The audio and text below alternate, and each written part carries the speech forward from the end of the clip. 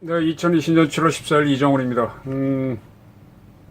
어제 박 시장 연결식이 있었고 피해자 측의 기자회견이 있었습니다. 이제 한 큰 축이 지나간 만큼 한번 정리를 해보기로 하겠습니다. 그리고 도대체 대한민국이 어떻게 돼가고 있는 건지 한번 짚어보기로 하겠습니다. 제가 박 시장 돌아가셨을 때부터 바로 그 각 공간, 고위공직자 공간이란다. 집무실 안에 있는 내실에 있는 침대가 문제다라고 얘기를 드렸습니다. 바로 이제 우리 피해자 측이 기자회견하면서 밝힌 거 보게 되면 거기가 범행의 장소였던 것이죠. 은밀한 곳이 있었다. 그리고 중앙일보가 아주 그 서울시장, 이 박원순 씨가 처음 서울시장 되고 나서는 뭐 투명하게 한다고 서울시장 집무실을 통으로 유리로 해놨었는데 그게 다 허구였던 거죠. 네. 중앙일보가 그 서울시장 집무실 안에 있는 화장실과 샤워를 할 수 있는 화장실과 그 다음에 내실, 침대가 있는 내실을 그림으로 그려서 보여줬습니다. 그러니까 결국 근무해야 되는 시간에 박 시장은 오침 자는 것도 근무에 들어가 있는지 좀 저는 의문점이라고 말씀드렸잖아요. 경무라면 모르겠는데 뭐 평시에 서울시장이 얼마나 바쁘겠습니까? 비서실이 다 막아주는데. 그 근무 시간 중에 성추행을 집무실 안에 내실에서 했으니까 침대가 있는 내실을 없애야 된다. 이게 제 주장이었는데 제 주장대로 피해자들의 기자회견 보게 되면 같은 내용이 나왔습니다. 자, 이거를 박찬주 전 육군 2군 사령관의 관사 공관병들이 뭐 인권 침해가 있었다고 떠들어가지고 이 정부 출범 초기에 난리가 났었죠. 그래서 뭐 군 관사가 뭐 온갖 비리의 온상인 것 같았는데 적폐의 대상으로 몰렸지 않습니까? 난리를 쳤는데 물론 무리하게 마구 이 관사병들을 지휘한 지휘관과 사모님들도 계시겠죠. 네, 근데 그런 기준이라면은 그때 그렇게 박찬주 씨를 모욕을 줘가면서 쫓아낸 게 이 정권이라면은 똑같은 기준이라면 지금 각 주요 공직자 사무실에 있는 집무실에 있는 내실을 없애야죠. 지금 우리나라 광역단체 중에서 14개를 민주당 출신이 하고 있습니다. 그 집무실에도 모두 이런 내실이 있을 겁니다. 네, 뭐 제가 다 가보진 않았지만 이거 없애십시오. 네. 그 낮잠 자지 말고 일하시라고요. 그리고 국민들도 이걸 요구를 하세요. 왜 이건 요구를 못 하십니까? 그곳에서 성추행이 이루어졌다면 당장이 없애세요. 서울시부터. 근데 침대를 없애고 뭐 하게 되면은 자신들의 잘못을 시인하는 게 되니까 이런 개혁은 안 합니다. 이런 개혁, 이런 적폐 청산이 어디 또 있습니까? 대한민국. 이 어떤 나라인데. 오늘 대통령이 대한민국 선진국이라고 뉴딜 정책 얘기하면서 얘기하시더군요. 선진국답게 좀 하십시오. 그 박 시장 발인에 맞춰서 피해자 측이 강하게 기자회견하지 않았으면 많은 것이 유야무야 됐을 것입니다. 이 박원순 시장 사건의 미스터리를 제가 한번 추적해 보겠습니다. 이건 어떻게 하는가 하면요. 취재의 방법이고 또 수사의 방법이기도 합니다. 합리적인 추론, 이렇게 사람이 변사체가 나왔으니까 그리고 주변에 일어나는 일들이 이거니까 이것일 것이다 라고 추론을 해갖고 한번 확인해 봅니다. 맞으면 계속 나가고 틀리면은 뭐지 하고 다시 방향을 바꿔서 다른 추론에서 가보는 겁니다. 이렇게 해서 진실에 가까운 모습을 찾아가는 거죠. 그래갖고 그 사고가 변사가 일어난 원인이 뭔지 해서 원인까지 없애는 게 개혁까지 가는 겁니다. 이런 것들을 논리학에서는 귀추적인 방법이라고 그럽니다. 귀납법, 연역법은 잘 아실 거고 귀추라고 하는 것은 추론을 해갖고 귀납적으로 확인한 다음에 다시 수정을 해서 쭉쭉 가서 진실을 찾아보는 건데요. 귀추적인 방법은 의외로 많이 활용되고 있습니다. 대기업에서 빅데이터 모아가지고 시장 조사할 때 바로 그 귀추법입니다. 기존에 있는 자료를 가지고 가장 합리적인 추론을 해서 이게 잘 팔릴 것이다 하고 내놔보는 거죠. 잘 팔리면 계속 미는 거고. 마찬가지로 기자나 검사나 경찰의 수사도 기존 나온 자료를 가지고 이렇게 됐겠구나 하고 쭉 가보는데 맞으면 계속 가는 거고 아니면 또 다른 추론 세워서 그중 한 추론이 맞으면 쭉 가는 게 귀추법적입니다. 자, 피해자 측의 기자회견 보게 되면 경찰에 고소를 해서 고소인 조사를 받는 동안 경찰이 이 사건을 청와대에 보고했다라고 밝혔습니다. 그리고 그 고소인에 대한 조소는 그날 밤 자정을 넘겨서까지 이루어졌습니다. 고소를 했다고 바로 그날 경찰이 자정을 넘겨서까지 조사하는 경우는 매우 드뭅니다. 매우 드뭅니다. 한 몇 달을 뭉기적거리고 안 하죠. 그리고요, 이 사건이 올해도 한번 뭐 이렇게 쭉 있었다고 하지 않습니까? 4년 동안 이루어졌었고. 그러면요, 서울시장 같은 경우는 숱한 정보기관에 들여다보기 때문에 그런 것에 대한 정보 보고는 수없이 있었다고 보아야 합리적입니다. 그러면 경찰도 이미 알고 있던 건데 고소장이 날라오니까 이거 상부에 보고하기 위해서 시간 끌었다고, 좀 더 확인하기 위해서 시간 끌었다고 밖에 볼 수 없죠. 이 고소 내용을 어제 밝혀한 걸 보게 되면 그렇게 복잡하지 않아요. 복잡한 사건이 아니에요. 그러면 바보가 아닌 이상 경찰도 바로 상황 파악했을 거고 이미 그 전에 정보 활동으로 다 알고 있었을 거 아닙니까? 근데 이게 VIP에 대한 상황이니까 보고를 하고 지시를 기다렸겠죠. 그래서 그날 밤 자정을 남겼을 거라고 저는 추론을 합니다. 규칙법적으로. 그리고 청와대에도 보고를 했습니다. 경찰도 시인을 했습니다. 그러면 박 시장도 바로 이걸 알았을 가능성이 매우 높습니다. 더 중요한 거는요, 서울시장 방에는요, 서울경찰청에서 나온 경감이 한 분 와 있습니다. 서울시와 서울경찰청의 협조를 위해서기도 하지만 여러 가지 정보가 오갈 수 있죠. 네? 그 박 시장은 실제로 자신이 피소를 당했다는 걸 바로 알았습니다. 7월 10일자 한겨레 보도입니다. 7월 8일 박 시장은 이 문제, 전직 비서로부터 성추행 피소를 당했다는 것을 알고 참모들과 대책을 논의했다라고 7월 10일자 한겨레는 보도했습니다. 네, 다른 신문도 보도했습니다.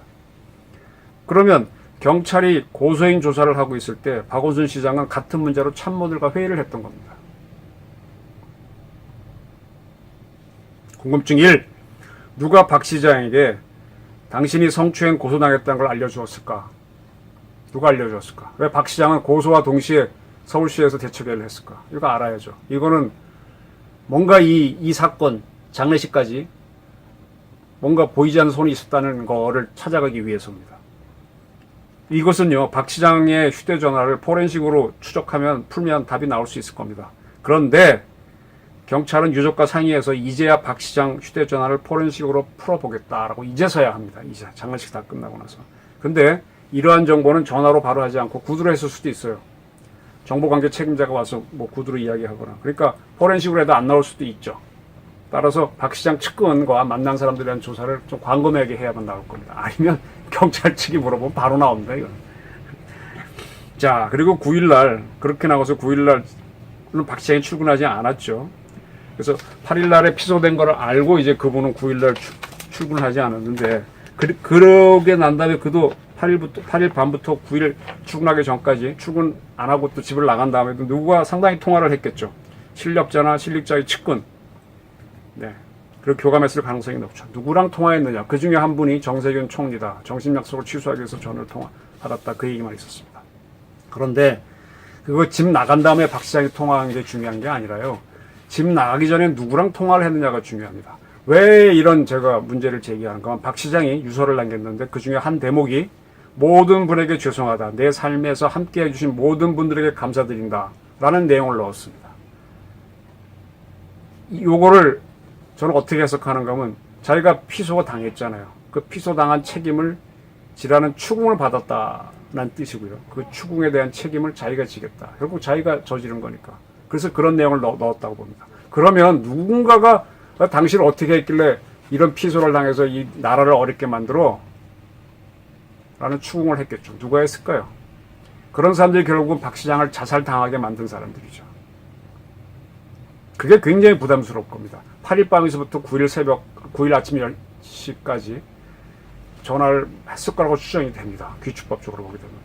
그날 통화한 사람들이 박 시장의 신경 변화에 영향을 줬겠죠. 네. 그거를 밝혀지는 게 이 정부는 가장 부담스러울 겁니다. 그래서 이제서야 경찰이 유족들과 합의해서 포렌식으로 풀어보겠다. 이렇게 나오는 걸로 보입니다. 아주 수사에 좀 이상한 수사입니다. 근데 박 시장이 다행히 모든 분들께 감사드린다라고 이렇게 했기 때문에 이분들은 또 한편으로는 휴하는 것도 있습니다. 그래서 박 시장의 장례식을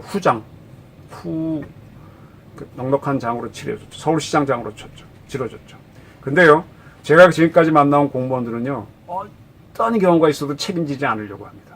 책임지면 뭐가지 날아가는 거 알거든요. 그래서 위원회 만들어서 교수님들 보고 합의해서 결정하라 그러고 계속 떠넘기면서 결정 취하고 결정된 것만 집행합니다. 그래야 책임을 면하죠. 연금 받죠. 자, 고위직일수록 미래가 있기 때문에 책임지는 거 안 합니다. 서울시장장으로 하자는 걸 서울시에서 결정했다고 보세요? 저도 굉장히 궁금해요. 그랬다면 그런 공무원이 있다면 한번 칭찬하고 싶어요. 지금 서울시 측은 경북 의전 편람, 제가 지난번에 설명드렸습니다. 거기에 대통령이 결정하거나 아니면 공이 있는 경우에는 그 단체장으로 할 수 있다는 내용이 있습니다. 서울시는 박 시장이 공이 있기 때문에 정부 의전 편람에 따라 서울시장으로 했다라고 이렇게 설명을 합니다. 무슨 공이 있죠? 마지막이 이런데 속아 웃을 이야기지. 진짜 서울시의 공무원들이 이렇게 했다고 보세요. 자, 이 정부 부처의 공무원은 두 종류입니다. 하나는 얼떨결에 공무원이 되면 원래 공무원이 아닌 얼공, 어공이라 그러면, 그 다음에 늘상 공무원으로 있던 늘공이 있습니다. 박 시장이 시장이 됐을 때 따라 들어온 이런 결정직 정무직 공무원들은 어공입니다. 어쩌다가 공무원 됩니다. 사람들. 이분들은 박 시장이 나가면 바로 나갑니다. 결정권 아무것도 없습니다. 늘공들은 서울시에 늘 있습니다. 뭐 여야가 바뀌어도 있습니다. 근데 이분들은 진짜 책임지는 거 회피합니다. 근데 박 시장 사망으로 바로 어공들이 나가고 난 다음에 늘공들이 그 행정부시장하고 행정국장인가가 서울시장장으로 발표했거든요. 그분들이 서울시장으로 한다고 발표했는데 과연 그분들이 결정했을까요? 저는 그분들도 누구 지시받고 했다고 봅니다. 이걸 캐야 됩니다. 이거. 늘공이 그렇게 소신이 이렇게 했을 것 같아요. 성추행범을 수억 원인지 수십억 원 세금을 쓰는 서울시장 장으로 하는 건 이거는 국민에 대한 도전이죠. 어떤 자가 이런 지시를 했는지 이거 밝혀야 됩니다. 이게 궁금증 3입니다. 보수 정권에서 이러한 일이 있었으면 민주당은 절대로 가만히 안 있습니다. 궁금증 4. 박 시장이 딸의 신고가 있었는 후 경찰은 바로 박 시장 휴대전화를 추적해서 마지막 발신 위치를 잡았습니다. 경찰은 그 전날 저녁부터 알고 있었잖아요. 피소됐다는 걸. 긴급하게 움직인 거죠, 경찰은. 그런데 그렇다면 박 시장 사인에 대한 설명을 해야 되는데 전혀 액사인지 목을 매 죽은 건지 약물 중독인지 뭐 찔러 죽은 건지 안 밝히고 있습니다. 왜? 모르겠어요.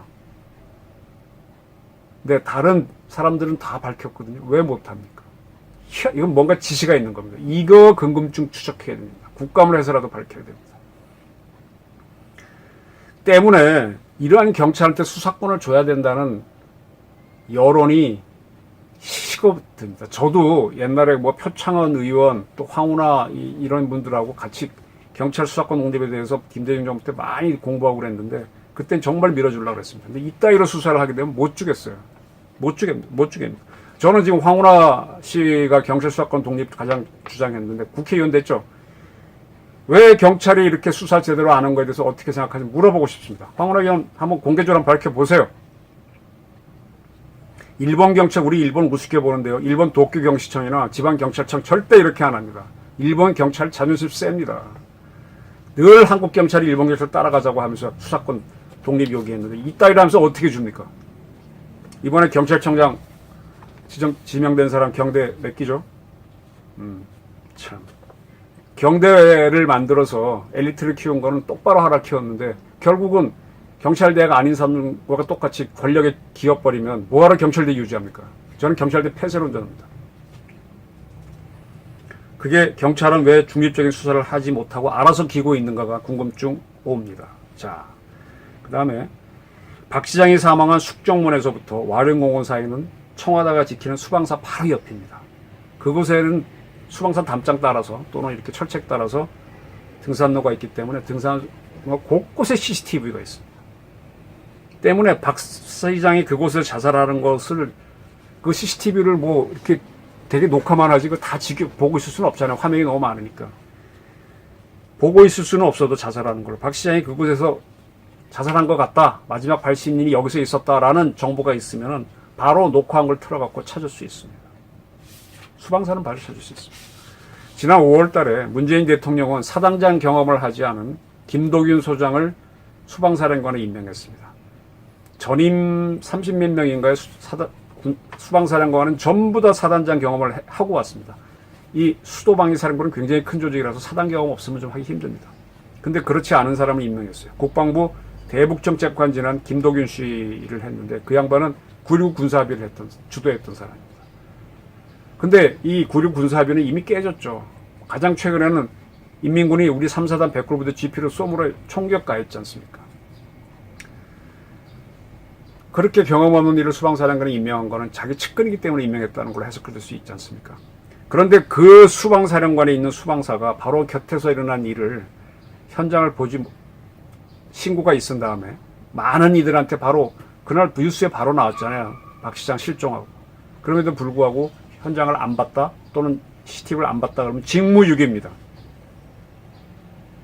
직무유기. 수방사는 봐주 찾을 수 있습니다. 근데 안 했어요. 왜? 이게 문제입니다. 이게. 경찰은 쉽게 수방사 통하면 금방 찾을 수도 있는 건데도 그날 밤 자정을 넘겨서 1시쯤인가 뭐 찾았다 그랬는데, 야, 경찰이 이렇게 오래 걸리고 수방사가 그걸 몰랐다고 하면요. 68년도 김신조가 주도했던 1.2 사태가 일어나서 또 당한다는 얘기입니다. 또 당한다는 얘기입니다. 정말로 수방사가 박 시장 자살 현장에 대해 알고 있지 않았다면 수방사령관에 대해서는 경계 부실 책임을 물어야 됩니다. 궁금증 6은 수방사는 진짜 몰랐냐입니다. 알고도 침묵했죠. 했을 가능성이 높습니다. 자, 7, 궁금증 7. 서지현 검사는 왜 침묵하느냐 이겁니다. 안태근 검사장이 한 것과 그분은 뭐 횟수도 많지 않잖아요. 이 박 시장은 4년에 걸쳐 피고인 주장에 따르면 했다고 하는데 이게 뭐가 다른가요? 근데 서지현 검사 지금 무슨 역할을 하고 있죠? 근데 왜 침묵하나요? 또 임정원 부장인가요? 당신은 왜 가만히 있습니까? 이때 다릅니까? 검사인데 모든 건 똑같이 법 적용해야지. 그러니까 검찰이 욕을 먹지. 이중잣 대. 아니면 어느 편을 편들고 있다면 당신은 그대들은 정치검사예요. 궁금증 8. 피해자 측은 서울시에다가 박 시장의 성추행을 이야기했다 그랬습니다. 서울시는 분명히 성희롱 방지 교육을 하고 있습니다. 제가 있는 동아일보도 그런 거 하고 있습니다. 그리고 그 회사나 기관의 책임자는 성희롱을 막을 책임이 있습니다. 근데도 이게 이루어졌다면은 성희롱을 전체적으로 다루는 데가 어디입니까? 여성가족부죠. 여성가족부가 나와서 한마디라도 해야죠. 왜 찍소리도 못합니까? 여성가족부는 왜 침묵합니까? 대한민국은 정상이 아니네요. 궁금증 8입니다. 이 위안부 사건, 윤미향 사건 때부터 여성가족부는 이상했어요. 근데 왜 여기서는 조용하나요? 국민 여러분 넓게 시각을 보십시오. 대한민국 개혁할 때가 적폐가 한두 군데가 아닙니다. 문재인 정부는 이중잣대를 갖고 있습니다. 이 현재 여당 정치인 중에서 김부겸 의원을 좋아하는 사람이 많아요. 이게 좀 뭐 마초적인 표현일지 모르지만 남자답다고 좋아하는 사람이 많아요. 실제로 남자답고요. 근데 그 김부겸 씨조차도 대변인을 통해서 서울시 인권위의 조사가 한 방법이다. 야당은 정쟁으로 몰고 가면 안 된다. 그건 고소인도 고인도 원치 않았을 것이다. 고소인은 제대로 밝혀달라고 지금 하고 있는데 왜 이런 소리를 김부겸 선생이 하죠? 조금 상당히 실망입니다. 문재인 정부는 박 시장의 성추행을 덮고자 한다. 그래야 레임덕을 피할 수 있겠죠. 그래서 오늘 뉴딜 정책을 발표하고 민주당은 공수처법을 내밀어서 여론의 방향을 돌리려고 합니다. 이거는요, 과거의 권위주의보다 더한 착태입니다. 제가 이렇게 마구 비난하는 건 경험이 있었습니다. 김대중 정부 때 제가 쓴 기사 중에 조금 알려진 게 수지킴 사건입니다. 그걸 썼을 때 김대중 정부의 국정원은 하고 인정을 했습니다. 경찰도 인정해갖고 몇 사람 뭐 날아가고 난리가 났었는데 그때의 국정원과 경찰은 그래도 솔직했는데 이렇게 뻔뻔하진 않았습니다. 지금 자기들 보고자 하는 것만 보는 게 이 정권이에요. 대북정책 실패하고도 인정하지 않고 있잖아요. 그냥 꾸역꾸역 하잖아요. 이거 편향적인 인식이지 확증 편향이지. 이렇게 어떻게 이런 정부가 있을 수 있습니까? 대통령이 특정 50%만의 대통령입니까? 대한민국 전체 대통령이잖아요. 응? 그래서 백선엽 대장 빈소에도 가니까 문 대통령 보는 화인이 맨 앞에 놓여 있더만요. 근데 왜 정치는 이따위로 하시냐 이거예요. 여가부를 왜 침묵하게 만드냐 이거예요. 오로지 권력 유지하고 차기 선거에서 승리할 것만 생각하고 있는 거 아닌가요? 국민을 주권자로 보고 어려워하지 않고 통치의 대상으로만 보고 있기 때문에 선거를 해서 나한테 표를 찍어줄 그럴 사람으로 보고 있기 때문에 이런 작태를 하는 게 아니냐 이겁니다. 국민 여러분도 이런 현실을 그냥 수용하고 가시다 보면은 언젠가는 더 어려운 처지에 빠집니다. 요구할 건 요구하시고요. 알 건 알고. 그래야만 권력자들도 국민을 진심으로 두려워하고 국민들을 위해서 진심으로 일하게 됩니다. 깊이 생각해 주십시오. 감사합니다.